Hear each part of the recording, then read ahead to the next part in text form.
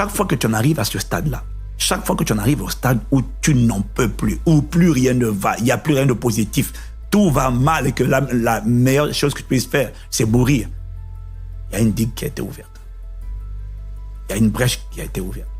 Et il y a de l'eau qui est en train de rentrer. Et cette eau a fini par te noyer. Et la dépression, c'est lorsque l'eau donc te sature et que tu te noies.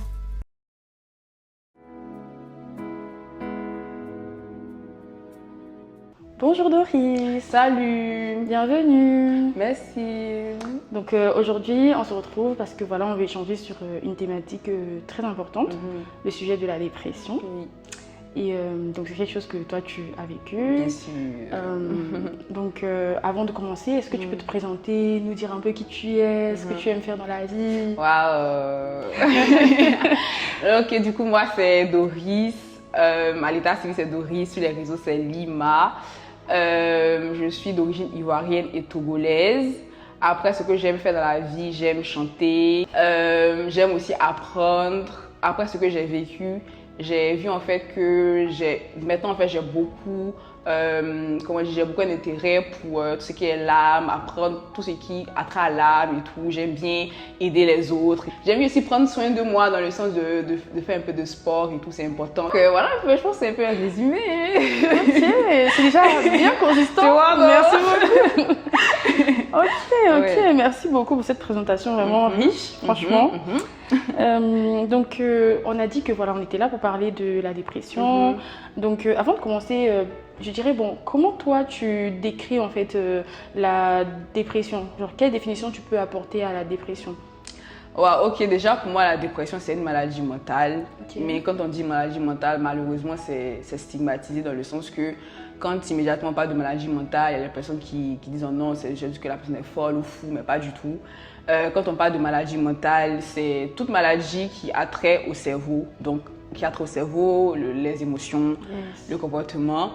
Donc moi en fait, la dépression c'est une maladie mentale qui est causée soit par une oppression spirituelle, ou ça peut être aussi tout simplement physique au niveau du fait que les hormones ne sont pas en équilibre et tout ça. Aussi ça peut en fait faire qu'une personne du coup aura des symptômes de la dépression. Donc c'est pas tout le temps spirituel, il y a aussi le volet hormonal et tout. Oui. Ouais. Et puis aussi plein d'autres facteurs, ça peut être aussi génétique du coup. Ouais. Donc ok, merci beaucoup pour cette définition. Et est-ce que pour toi, quand tu entends le mot dépression, au premier abord, c'est à quoi tu penses? Bon, c'est vrai que tu l'as vécu, mais sinon, à quoi tu penses bien? Quels sont les a priori, les préjugés qu'on a en fait quand on entend le mot dépression en fait? Oui, donc comme j'ai dit déjà, enfin, ça dépend, je pense que du coup ça dépend de l'endroit où tu te trouves, du coup, même surtout au niveau des continents et tout. Mais pour moi, personnellement, quand j'entends dépression, c'est vraiment un changement d'état. C'est un changement d'état, un état aussi de profonde tristesse. Voilà, franchement, c'est un peu ces mots-là qui ressortent quand j'entends dépression, tu vois. Pour toi, la dépression, au départ, tu l'assimiles beaucoup à la tristesse? Oui. Ok, d'accord. Ok, merci beaucoup. Ok. Bon, pour ma part, par exemple, en faisant un peu des recherches, j'ai vu qu'en Europe, notamment, on décrivait la dépression comme le fléau invisible de l'Europe. Okay. Et vraiment, moi, ça m'a beaucoup interpellée. Je me suis dit, pourquoi le fléau? Pourquoi un mot aussi fort en fait? Fléau, Et après, j'ai regardé un peu les chiffres, j'ai vu que franchement, c'était une des maladies qui était le plus présente en fait dans vraiment beaucoup de pays, et notamment en France. Et également, même, j'ai vu que ça touchait beaucoup plus les jeunes et beaucoup plus les femmes également. Et ça m'a vraiment interpellée. Je me suis dit, waouh, c'est important d'en parler en fait. C'est important d'enlever les tabous, les préjugés aussi qu'on peut avoir autour de ça. En plus, nous, on est enfants de Dieu, donc je me dis, est-ce que dans notre milieu chrétien, est-ce que c'est facile de parler de la dépression ou pas, selon toi? Je pense que du coup, maintenant, oui. Pourquoi? Parce qu'il y a beaucoup plus d'hommes de Dieu ou même de femmes de Dieu du coup qui en parlent, qui font des séminaires dessus. Je pense que c'est parce que maintenant, en fait, je pense qu'avant, peut-être, dans le corps du Christ, il y avait les symptômes de la dépression, mais il n'y avait pas de dépression qui était mis dessus, tu vois. Enfin, on ne disait pas que c'était une dépression, on disait que peut-être j'ai un coup de mou, tu es fatigué, peut-être qu'en ce moment je ne sens pas trop en feu pour le Seigneur et tout. Mais maintenant, je pense qu'avec le fait que la société aussi a mis un nom dessus qui est la dépression, je pense que du coup dans l'église, ils ont commencé du coup à se poser des questions. Moi, je pense que ouais, Santon est vraiment aussi touché le peuple, donc c'est assez important de donner des informations dessus. Donc, je pense que la raison pour laquelle on n'en parle plus dans l'église, c'est tout simplement parce que c'est beaucoup plus répandu, tu vois. Ça, c'est beaucoup plus médiatisé aussi voilà, les dernières années. Oui, c'est vrai. Et puis même, j'avais l'impression avant que peut-être quand tu étais chrétien et puis tu disais que tu étais dépressif, c'est comme si c'était une faiblesse un peu. Oui, en fait, imagine, ouais. C'était pas bien compris, malheureusement. En fait. Et je pense qu'aujourd'hui, avec la médiatisation, c'est un peu mieux compris. Et moi, par exemple, ça m'a beaucoup touché le témoignage de l'apôtre Ivan Cassanou.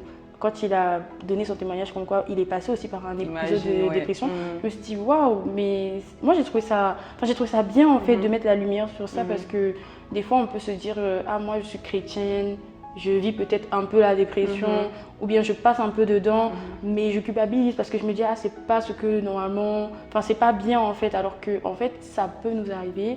C'est vrai qu'il ne faut pas normaliser et vouloir rester dedans, mais en fait, ça peut toucher tout le monde. Oui. Et je pense qu'en fait, on sait tous que quand Jésus était là, il a dit énormément dans la parole que les mêmes épreuves qu'il a vécues, nous aussi, on va forcément du coup passer par les mêmes épreuves et tout. Et je pense que du coup, malheureusement, quand on dit épreuve, on pense que c'est forcément persécution, feu, stigmatisation. Alors que non, il y a aussi ce volet émotionnel. C'est pas que extérieur, il y a aussi intérieur, tu vois, en termes d'épreuves qu'on peut vivre. Donc je pense que c'est vraiment bien que, il y a beaucoup plus d'hommes de Dieu, des femmes de Dieu qui m'en parlent. C'est top, c'est bien, ça aide beaucoup. Ça aide beaucoup le corps du Christ, quoi. Donc voilà, à Dieu. Ouais, c'est très vrai. Ouais. J'ai vu que, en faisant un peu des recherches, j'ai vu que la dépression avait tendance à beaucoup plus toucher les jeunes entre 18 et 25 ans. Et je me suis demandé, pourquoi ils sont plus exposés, ou bien ils seraient plus sujets à être exposés à la dépression. Et oui, pourquoi en fait, et ça serait quoi les causes en fait? Enfin, je pense que les causes les plus logiques, c'est quoi? C'est le fait que malheureusement, aujourd'hui, on se compare beaucoup aux autres. Je pense que c'est à cause de la culture de la société. C'est comme si la société en fait, nous conforme à vouloir forcément se comparer en fait, aux voisins, à la voisine en fait. Comment on dit en fait? Aussi les études, des fois l'échec scolaire, les choses comme ça, même les difficultés familiales en fait, ces problèmes familiaux. Je pense que du coup, il y a les réseaux sociaux aussi parce que voilà, bien évidemment, en fait, malheureusement aujourd'hui, tout le monde expose sa vie sur les réseaux sociaux. On ne sait pas si c'est la vérité, on ne sait pas si c'est la vérité ou pas. Mais malheureusement, il y a des jeunes du coup qui vont, comme j'ai dit, du coup, se comparer à ces différentes personnes-là. Et malheureusement, en fait, dû au fait qu'il y a déjà même des mal-être en eux, ça peut causer de la dépression tout simplement. Ok, donc en fait, je pense que le fait que les jeunes soient exposés aux réseaux sociaux, le fait qu'ils soient aussi exposés à ce que la société propose aujourd'hui, également, disons, tout ce qui est échec scolaire ou même juste les études, parce qu'en fait, les études, ça peut aussi être une source de dépression quand on n'arrive pas à gérer la charge de travail, la pression. Ok, d'accord, ok. Et pour toi, est-ce que tu penses que, parce qu'on est enfant de Dieu, toi comme moi, est-ce que tu penses qu'il y a un lien entre la dépression, ou au moins le sentiment de dépression, et le fait de se sentir des fois loin de Dieu ou bien... Oui, est-ce que tu penses que pour toi, il y a un lien entre se sentir un peu loin de Dieu en tant qu'enfant de Dieu, donc il y a des périodes où tu te sens un peu loin ou bien tu sens que dans ta foi, il y a par exemple une baisse de foi. Est-ce que tu penses qu'il y a un lien entre ça et la dépression ou vraiment pas du tout, selon ton point de vue à toi? Déjà, en fait, c'est l'émotion que tu ressens quand tu te dis que tu es loin de Dieu. Je pense que c'est un rapport avec ça que tu peux qu'il y ait des symptômes de la dépression qui peuvent apparaître. Et déjà, même, je pense que même dans le corps du Christ, on a beaucoup associé la présence de Dieu au toucher. Il faut forcément que je ressente un vent et tout, voilà, les sensations, un vent qui coule sur mon corps et tout. Il faut forcément que j'entende une petite voix qui me chuchote et tout. Alors que non, pas du tout. Du coup, il peut y avoir un lien entre le fait de se sentir loin de Dieu et la dépression, parce que qu'est-ce que tu ressens quand tu penses que tu es loin de Dieu du coup? Et quelle émotion ressort du coup quand tu te sens loin de Dieu et tout? Et si tu nourris l'émotion, en fait, le fait nourrir par exemple le fait de... Bon, imaginons, ok, on se sent loin de Dieu, on ressent un peu de culpabilité. En fait, le fait de penser constamment à cette culpabilité, le fait de la laisser en fait s'installer, des fois c'est ça qui nous donne ce sentiment en fait de dépression, alors que peut-être on n'est pas en dépression, peut-être c'est juste parce que on nourrit. Tout simplement. Alors que, ok, je me sens loin de Dieu, mais d'accord, c'est là, mais qu'est-ce que je fais pour peut-être remédier à la situation? Des fois, c'est juste une petite action. Enfin, je minimise pas, mais en fait, des fois, c'est juste sortir de ce dans quoi on s'est enfermé qui peut nous faire juste réaliser que peut-être je ne vais pas une dépression, peut-être c'était juste moi, j'étais en train de nourrir mes pensées de telles choses. Et moi, je vois comme analogie, une image que je vois dans ma tête. C'est le fait que chaque fois que tu as l'impression que tu es loin de Dieu, c'est comme si en fait tu mettais un manteau en fait de tristesse sur toi, tu vois. Et littéralement le manteau, l'habit, c'est pas difficile de l'enlever en fait. Il est pas collé à ta peau. Et une manière par laquelle tu peux l'enlever, c'est tout simplement aussi la parole. Je pense qu'aujourd'hui avec l'avènement des réseaux sociaux, même si tu ne sais pas, tu ne connais pas le verset par cœur ou tu n'as pas trop la référence. Tu peux aller sur internet, mettre quelques mots, le verset va sortir et tout. Donc je pense qu'en fait, oui, le sentiment vient.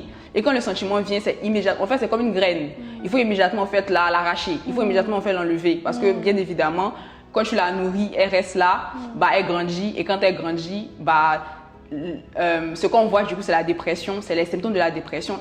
Et en gros, c'est comme les fruits, tout simplement, tu vois. Je pense que Dieu n'est pas... On l'a trop compliqué. Je pense qu'en fait, c'est une relation en fait. Comme toute relation, il y a des hauts, il y a des bas. C'est ça. Mais le truc, c'est qu'il ne va jamais nous abandonner. C'est ça en fait le truc. Quand tu commences à vivre de la dépression, parce que moi je l'ai vécu, plein de personnes l'ont vécu aussi, en étant même chrétien, en étant baptisé Saint-Esprit aussi. Il faut le noter. Je veux plutôt dire en fait que du moment que tu commences à culpabiliser, c'est comme si, j'ai trop l'impression en fait, c'est comme si tu te dis que c'est à travers mes forces en fait que je peux y arriver, tu vois. Moi j'ai trop l'impression en fait que tu te dis que c'est à travers mes forces. C'est vrai que évidemment on a notre part à jouer aussi dans la relation et tout, dans notre marche avec le Seigneur, mais c'est plus dans le sens que pourquoi est-ce que le Seigneur Jésus a dit que le Saint-Esprit c'est l'esprit d'aide? Pour moi une aide c'est littéralement quand tu te sens mal, quand tu vas pas bien et tout, je peux compter sur lui.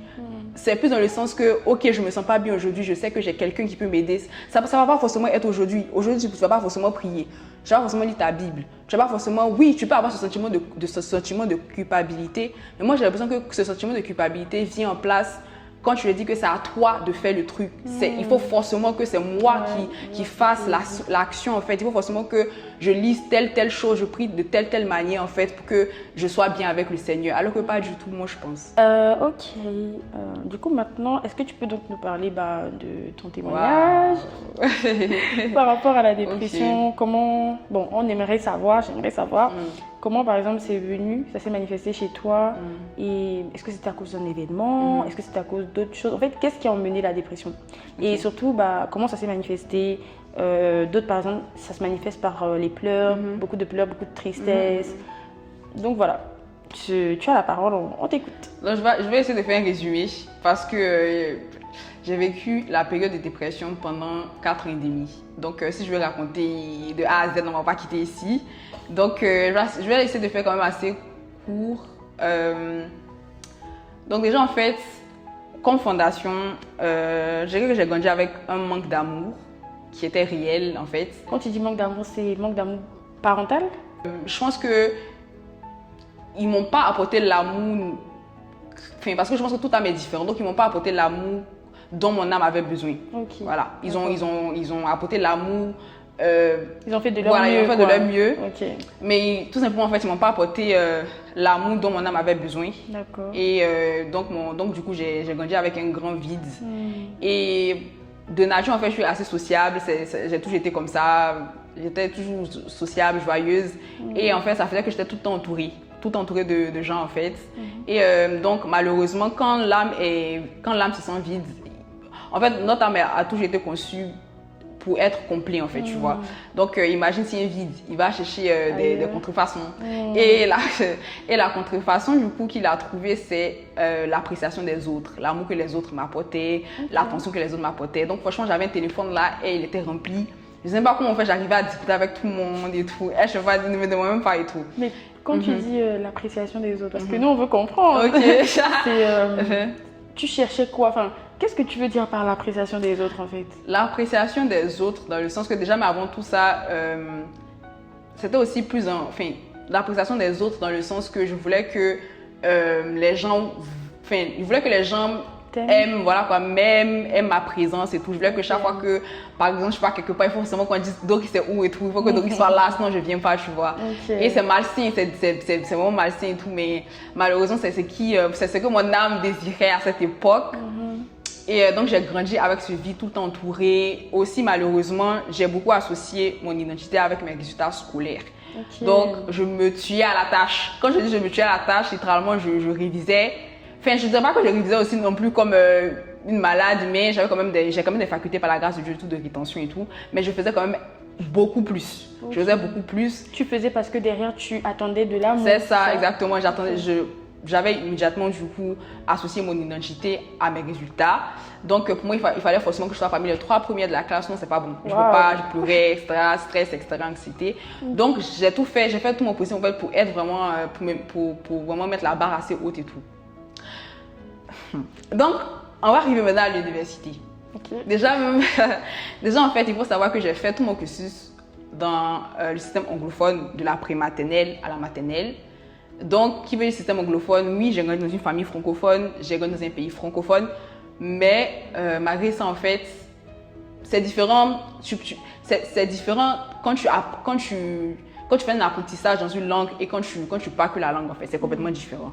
Donc, ça fait que quand je suis venue à l'université en France, j'avais énormément de lacunes. J'arrivais par la grâce de Dieu à pouvoir comprendre les enseignants, mais il ne faut pas que comprendre, il faut aussi que tu transcrives en fait sur les fiches. Il faut que les enseignants comprennent et tout pour pouvoir noter. Moi, j'avais du mal, j'arrivais même pas bien et tout, j'avais énormément de lacunes. Et il faut savoir que déjà, je suis arrivée dans un nouveau pays. J'avais commencé à développer en fait à développer un complexe dans la manière par laquelle je m'exprimais parce que pour moi, en fait, je m'exprimais tellement mal et tout, c'était compliqué. Donc, ça faisait en fait que je ne bâtissais pas trop en TD. Donc, TD, pour ceux qui savent pas. Ok, travaux dirigés. Travaux dirigés. Et ça faisait en fait que tu ne participes pas, tu n'as pas de collègues, tu n'as pas d'amis. Mon âme, en fait, avait tendance à prendre de l'amour chez les gens, à prendre ma dose chez les gens d'amour, j'associais aussi mon identité à mes résultats du coup qui étaient excellents. Mais à ce moment-là, en fait, mon âme n'avait plus ça. Donc, mon âme était en manque. Mon âme était en manque d'amour, mon âme était en manque de résultats. Donc, j'ai commencé à me renfermer. C'était horrible. J'ai commencé à me renfermer. J'ai commencé renfermer sur toi-même. Voilà, aussi moi-même. J'ai commencé aussi à avoir des pensées, voilà quoi. Je pense que vous avez compris. Et je me voyais plus comme je me voyais avant. C'était pas une période qui était facile pour moi. Mais en tout cas, je me voyais pas comme j'étais censée me voir. Excuse-moi, ton regard, il a commencé à... Enfin, tu as commencé à te voir au travers de ce que tu vivais, c'est ça? Voilà, j'ai commencé du coup à plus m'identifier à ce que je vivais dans le sens que, ok, tu ne réussissais pas certaines épreuves à l'école, tu es nul. Tu es moins que rien, tu ne pourras pas arriver où tu vas arriver, tu ne pourras pas réussir tes objectifs et tout. Alors que je pense qu'avec du recul, c'est logique qu'une personne qui n'a pas étudié dans un système francophone vienne dans un pays francophone. Que ce soit un peu... C'est logique, tu vois, mais malheureusement, tu n'as pas cette faculté quand tu es... Voilà. En fait. Parce qu'en fait, c'est une atmosphère. Donc, l'atmosphère qui était autour de moi était négative, l'atmosphère autour de moi était tristesse. Comme j'ai parlé de manteau, j'avais un manteau de tristesse sur moi. Et donc, comment ça se manifestait? Isolement, tristesse profonde. Je ne voulais pas beaucoup manger. Ma chambre était tout le temps... Enfin, ma chambre était tout le temps désorganisée, dérangée. Les étudiants qui ont la chambre désorganisée. Tout le temps désorganisé, je ne parlais à personne. J'ai perdu beaucoup de contacts, beaucoup d'amis. Des personnes même qui auraient pu m'aider même pendant cette période et tout, mais je me suis isolée, tu vois. Ok, et nous maintenant on veut savoir, donc là on a un peu compris que tous ces événements, donc tu as cité notamment l'école, surtout, c'était notamment ça, je pense. Et aussi l'enfance, le manque d'amour que voilà, tu pensais avoir reçu, ne pas avoir reçu, pardon. Maintenant, comment tu sais que tu es... Enfin, ok, tu nous as expliqué que tu t'isolais, mais comment maintenant émotionnellement tu vis la dépression? Comment ça s'illustre? Parce que là, ça nous semble extérieur, assez... Oui, en fait, on n'arrive pas encore bien à rentrer. Ok, donc intérieur, c'est pleurs. Voilà, intérieur, c'est pleurs. La nuit ou juste comme tout le temps, tout le temps, il fallait pas beaucoup en plus. Il fallait pas beaucoup pour que je puisse fondre l'âme. Tu as un exemple? Non. Il fallait je pense que juste déjà même tristesse parce que j'étais dans cette situation. Parce que je me disais que, il faut te bouger en fait. C'est pas que tu sais pas que tu dois te bouger, mais je peux pas. Tu vas faire comment en fait? C'est comme si littéralement il y avait un poids sur toi. Tu te sens désarmé. Voilà, désarmé, exactement en fait. Wow. Et non, c'est comme ça que ça se manifestait émotionnellement, comme j'ai dit. Colère aussi, comme j'ai parlé de la colère aussi un peu au début. C'était plus colère dans le sens que il y a un Dieu qui est fort. En fait, c'est pas comme si j'avais pas la conscience. C'est pour ça que j'ai dit que dépression ne veut pas dire être loin de Dieu. C'est pas comme si j'avais même pas la conscience que Dieu pouvait m'aider en fait. Clairement, littéralement, tu vois. Okay. À aucun moment tu t'es dit il peut te sortir de cette situation, quoi. En fait, c'est pas comme si, en gros, c'est même pas comme si je me disais qu'il pouvait pas faire, tu vois. Je savais en fait qu'il y avait une solution, mais comment en fait déployer les efforts nécessaires pour pouvoir en fait mettre en place les différentes étapes. Manière de t'en sortir. Exact. Okay. Il y avait plus de colère vis-à-vis de ça, mais voilà, c'est ça en termes d'émotion. Non, comment tu as vécu cette période émotionnellement, physiquement? Je demande dans le sens où, par exemple, moi j'ai vécu si je peux dire un peu une période aussi de dépression. Et pour ma part, par exemple, comment je le vivais, c'était beaucoup de tristesse, mais c'était aussi, tu pouvais être entourée, mais je me sentais seule. Parce que en fait, mon âme, mes pensées, pensaient beaucoup en fait à l'événement en fait qui m'a causé ce sentiment de dépression. Donc je ressentais beaucoup de solitude dans mon cœur. C'est pas forcément que j'étais seule au sens physique. Oui, bien sûr. Ouais. Personne n'était avec moi, non. J'étais entourée, mais je me sentais très seule dans mon âme, dans mes émotions, dans mon cœur. Donc je me dis, comment toi t'as vécu ça? Et je sais aussi que je pensais que c'était... Enfin, des fois les gens parlent de ça, ils disent que quand tu vis la dépression, t'as du mal à être... ordonnée, à avoir de l'énergie. Et moi, par exemple, c'est des choses que j'ai vécues. Dans les symptômes, je sais que j'ai été beaucoup fatiguée physiquement. Je ne sais pas forcément d'où ça venait, mais en fait, après, j'ai compris que ça venait de ça. Et aussi, voilà, enfin, en tout cas, je sais que c'est des choses quand même que j'ai pu vivre de cette manière-là. Donc, toi, comment tu vivais ça, en fait? Est-ce que des fois, tu te sentais seule ou bien tu te plaisais dans cette solitude? Enfin, comment tu vivais ça, en fait, de l'intérieur? Je pense qu'au début, comme j'ai dit en fait au début, tu sais que tu peux t'en sortir, mais que je n'avais pas de force. Donc toi, tu savais quand même à l'intérieur de toi que tu pouvais t'en sortir. Ouais, parce qu'en fait au début, parce que avant cette phase-là, il y a une phase où on peut dire en gros j'ai été baptisée du Saint-Esprit, bref, ça sera trop long. Mais je pense que pendant cette période-là, je savais qu'il y a quelque chose qui pouvait être fait, mais je ne savais pas comment y arriver en fait. Et à cette période-là aussi, en fait, j'ai commencé à être entourée de personnes, j'ai commencé quand même à avoir des amis. Un jour, pendant un TD dans travaux dirigés, j'ai eu une crise de panique. Littéralement, je me levais pour aller déposer ma fiche sur la table de l'enseignant et je suis tombée. Et j'ai eu une crise de panique. Et c'était violent. Tout le monde pensait que c'était de l'asthme, mais c'était pas du tout de l'asthme et tout. Et je pense qu'à partir de là, il y a plein de personnes en fait qui ont commencé à avoir de la compassion pour moi et j'ai commencé en fait à avoir des personnes autour de moi.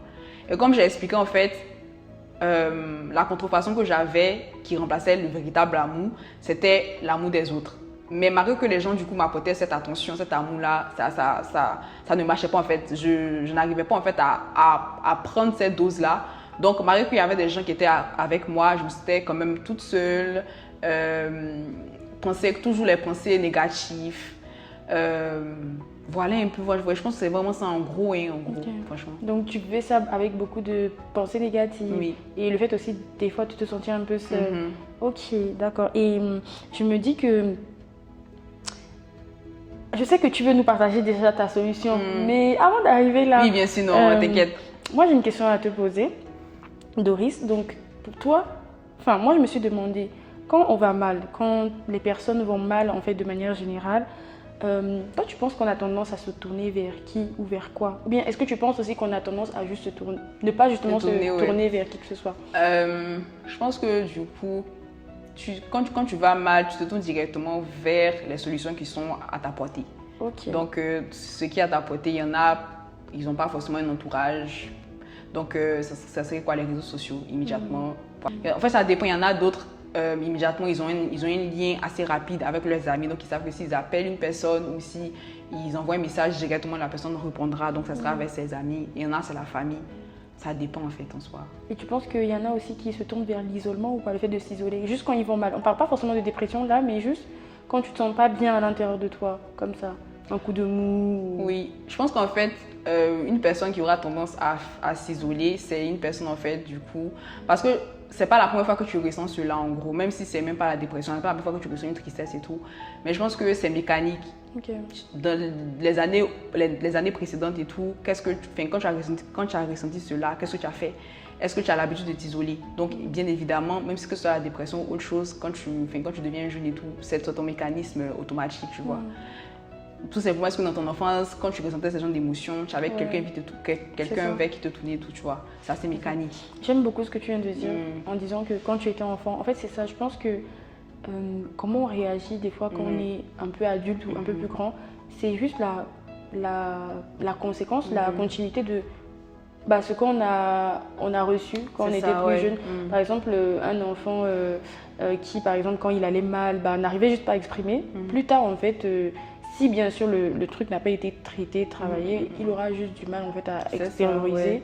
Donc, ok, merci beaucoup. Et du coup, est-ce que tu penses que les solutions vers lesquelles on se tourne, donc les solutions vers lesquelles on peut se tourner, comme par exemple, quand on va mal, on se tourne par exemple vers les réseaux sociaux ou vers nos proches, ou même d'autres juste s'isolent, se mettent un peu en retrait. Est-ce que tu penses que c'est quelque chose qui, moi je pense que ça ne comble pas, ça ne comble pas le vide en fait, parce qu'au final quand on se sent pas bien, c'est qu'il y a quelque chose qui nous manque en fait à l'intérieur de nous. Moi je pense que ça ne comble pas, mais est-ce que toi tu penses que ça comble, et est-ce que tu penses que ça ne comble pas et pourquoi? Je pense que ça comble, mais pour un moment en fait. Ok.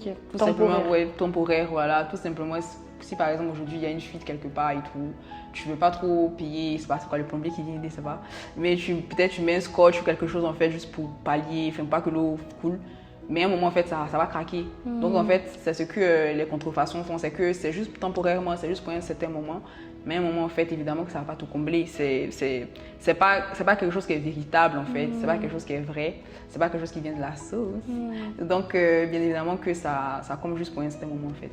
Ok, et par contre toi, il me semble que tu as trouvé quand même la solution qui a comblé ce vide à 100%. Donc on veut savoir en fait. Là on veut savoir. Suspense, non. Explique-nous tout. Bon, ok. Moi, déjà, en fait, il faut savoir que pendant cette période, je n'avais pas d'église locale comme maintenant. Donc, ça veut dire en gros que je me suis sortie par l'aide du Saint-Esprit et aussi par d'autres personnes que j'ai rencontrées quelques temps après. Chaque personne, en fait, a des raisons pour lesquelles il y a des symptômes de la dépression qui s'expriment. Donc, comment est-ce que je me suis sortie? Déjà, le Saint-Esprit a déjà le Saint-Esprit. C'est qui le Saint-Esprit? Le Saint-Esprit, déjà, c'est la troisième personne qui a été révélée de la Trinité. Ça ne veut pas dire que c'est la moins importante, c'est juste que c'est la troisième personne qui a été révélée en fait aux hommes. Et c'est le Saint-Esprit, c'est cette partie de Dieu, donc Christ, qui vit en nous, tout simplement. L'esprit d'aide, c'est l'esprit de conseil, etc. Voilà. Et donc, il m'a tout simplement en fait donné des conseils. Donc, il m'a dit de partir dans des moments de jeûne. Dans des moments de jeûne, il m'a conduit aussi vers des enseignements spécifiques, vers des livres de la Bible aussi. Et je me souviens très bien qu'il y a un jour en plus, je revenais d'un TD et je devais couper du coup mon jeûne à 18h. Et je me souviens que j'ai fait une prière, c'était quoi, peut-être vers 17h40 et tout, j'ai comme ça fait la prière et tout. Et littéralement, c'est comme s'il y a quelque chose qui s'est enlevé de ma tête. Je sais pas, c'est spirituel, mais il y a quelque chose en fait qui s'est enlevé de ma tête clairement. Et je sais en fait que c'est à ce moment-là que vraiment, ma guérison a commencé et tout. Attends. Tu vas aller un peu trop vite. Nous, on veut savoir quelque chose avant. Oui. Non, on veut savoir quelque chose. Ok, tu nous as dit que... Parce qu'on t'a demandé, c'était quoi ta solution à toi qui a comblé totalement le vide, en fait. Tu nous as dit le Saint-Esprit, donc Dieu qui vit en toi. Maintenant, nous, ce qu'on veut savoir, c'est comment tu fais pour que ça revienne. Pour que Dieu sache d'abord que, ok, elle est en dépression. Enfin, on veut savoir, en fait, comment, de manière claire, genre... Comment tu as fait? Par exemple, une personne aujourd'hui qui vit ça, qui se dit, ok, moi aussi je veux le Saint-Esprit, je veux cette solution-là, mais comment il fait? Comment tu as fait pour t'approcher de cette solution? Waouh, ok. Franchement, tout simplement, j'ai prié. Hein. Tout simplement, j'ai crié à Dieu. Parce que comme j'ai dit, parce que j'ai grandi quand même dans une famille catholique, donc on avait quand même cette culture-là de prier. Et donc quand j'ai commencé à vivre cette expérience, j'ai su quand même que c'est Dieu qui pouvait m'aider. Donc moi, une des manières par laquelle j'ai rencontré le Saint-Esprit, c'est tout simplement en priant, en allant tout simplement à Dieu et en lui disant tout simplement ce que je ressentais et en parlant du fait que j'aime ce point et en parlant du fait simplement que en fait j'ai tout simplement été honnête. Je suis allée vers lui comme un père, tout simplement en fait. Et donc il faut tout simplement aller comme tu es, simple, voilà, sans artifice, hein. Voilà. J'ai beaucoup aimé ce que tu as dit.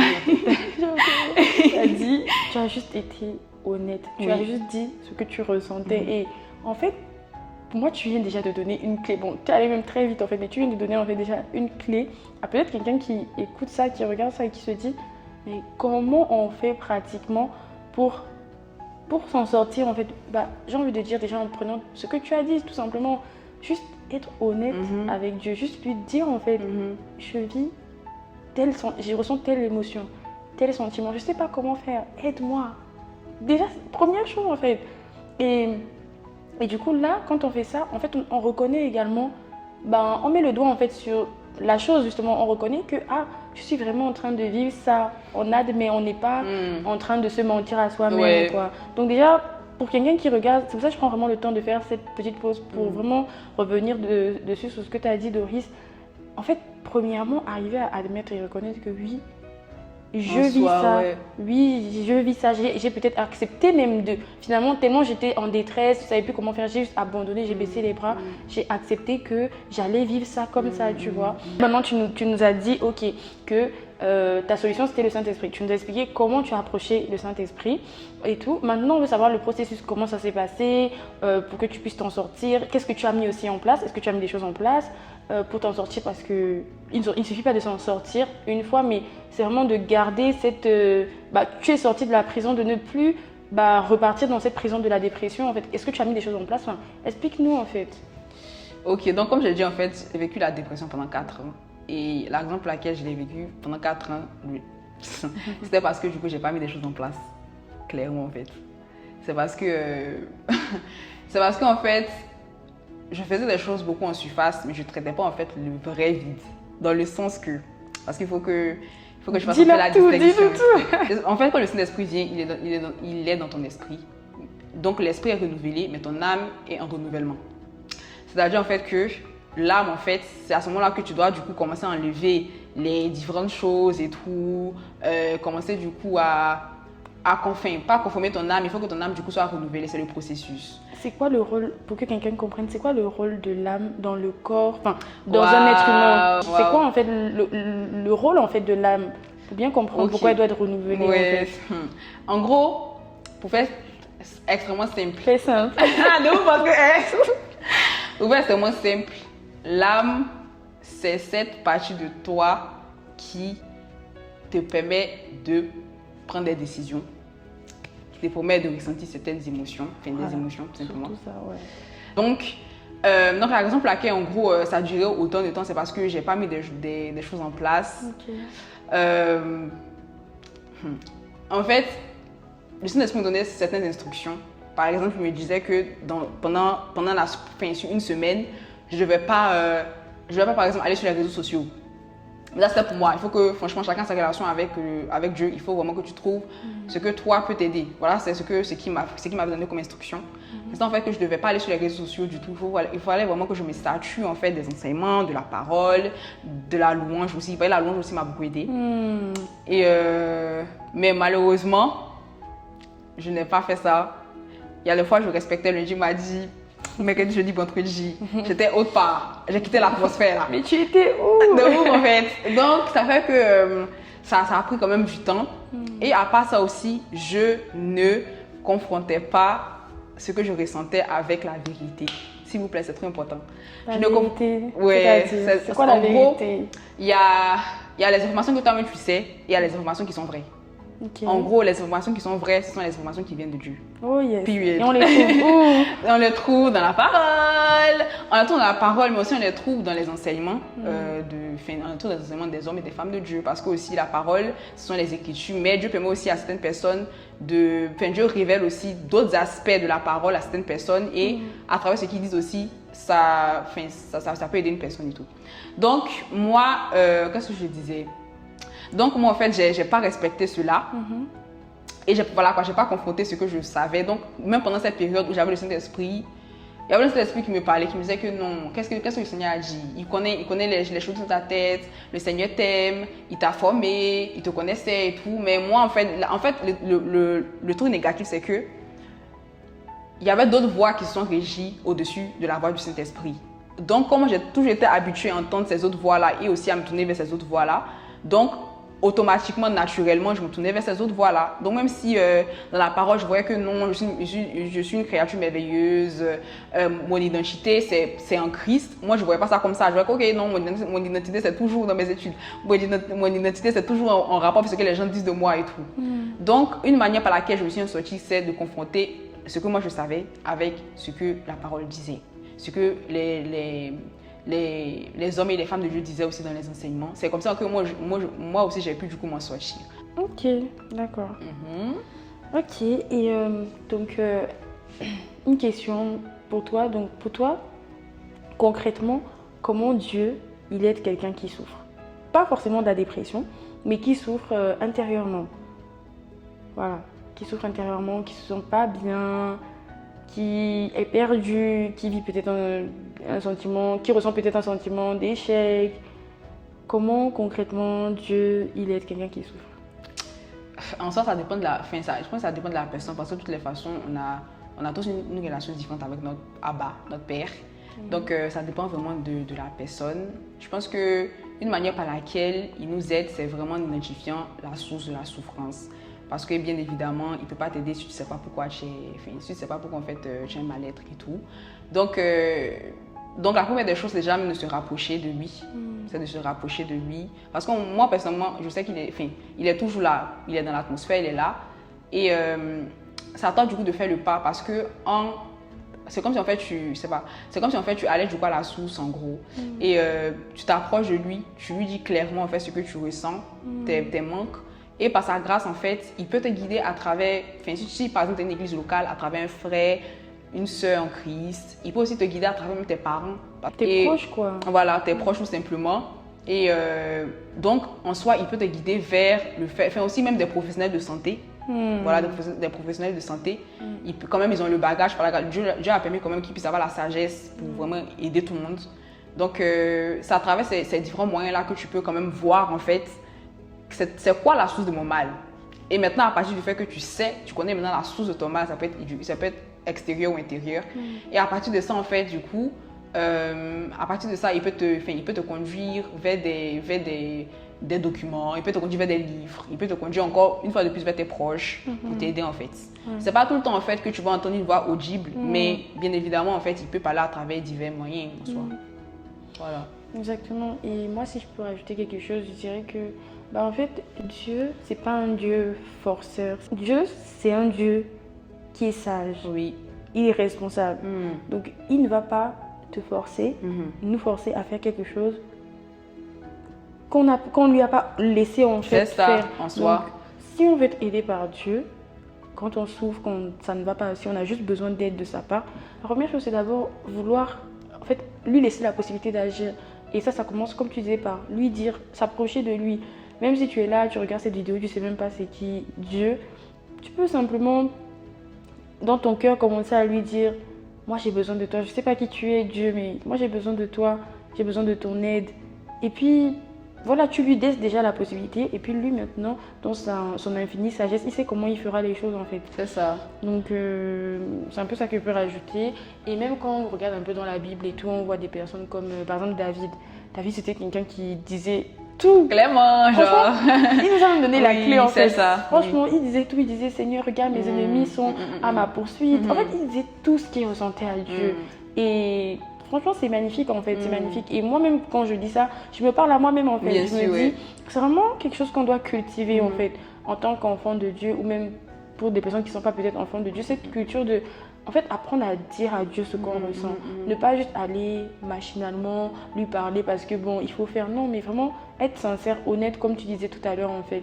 Et je pense que ça paye beaucoup. Dieu, en fait, Dieu, il regarde beaucoup au cœur en fait. Pas vraiment ce qu'on dit, mais plus à est-ce que notre cœur est en accord avec ce qu'on dit en fait. Donc c'est un peu ça que je peux rajouter. Et j'ai aussi envie une avant-dernière question. Est-ce qu'il y a une parole biblique voilà, qui t'a beaucoup aidé pendant ta période et que tu as envie de partager? Donc je pense que c'est Hébreu, mais je pense que c'est Hébreu 13 ou 16. Mais en gros, c'est je ne te délaisserai point et je ne t'abandonnerai point. C'est tout simplement, je pense que c'est quelques phrases, mais qui m'ont beaucoup aidé, puisque j'avais besoin en fait d'entendre ça pour me dire en fait que je suis pas seule dans le combat en gros. Il est là, mais enfin, même pas que je suis pas seule, c'est même pas mon combat à la base. Donc c'est ça. Donc c'est pas mon combat à la base. Donc les seules choses que toi tu peux faire en gros, c'est peut-être suivre les instructions et tout, mais le combat, c'est spirituellement que ça se passe, mais même pas spirituellement aussi, mais en gros, le combat, ça se passe avec lui, en gros, tu vois. Donc, c'est quelques phrases, mais pour moi, très puissantes, qui m'ont beaucoup aidé. Donc, ça, c'est Dieu qui te dit, en fait, qu'il ne va pas te délaisser. En soi, ouais. C'est beau. Très beau. Ok. Franchement, merci beaucoup. Beaucoup. Pour terminer, j'ai envie de te dire, bon, maintenant, si tu devais faire passer un message à un jeune peut-être qui vit de la dépression, qu'est-ce que tu... Cours long. Ouais. Qu'est-ce que tu voudrais lui dire en fait? Qu'est-ce que tu voudrais lui dire? La première des choses que je voudrais dire, c'est que je pense qu'avec tout ce qu'on a dit, par sa grâce, en fait, tu as pu avoir des moyens de continuer à je dirais te battre en soi. Parfois, quand on est en dépression, on le ressent physiquement dans le sens qu'on a l'impression qu'on ne peut rien faire, on ne veut rien faire et tout. Donc, je pense qu'en fait, déjà, le combat, ça doit se passer là, dans ta tête. La première des choses, c'est déjà de te dire que tu n'es pas seul. Il y a plein de personnes qui l'ont vécu. Il y a plein de personnes qui l'ont traversé. Des hommes de Dieu comme des croyants comme des non-croyants. Donc, tu n'as pas un cas isolé. Et s'ils ont pu du coup s'en sortir, si j'ai pu m'en sortir, si elle a pu s'en sortir, ça veut dire aussi que tu peux le faire. Tu n'es pas un cas isolé.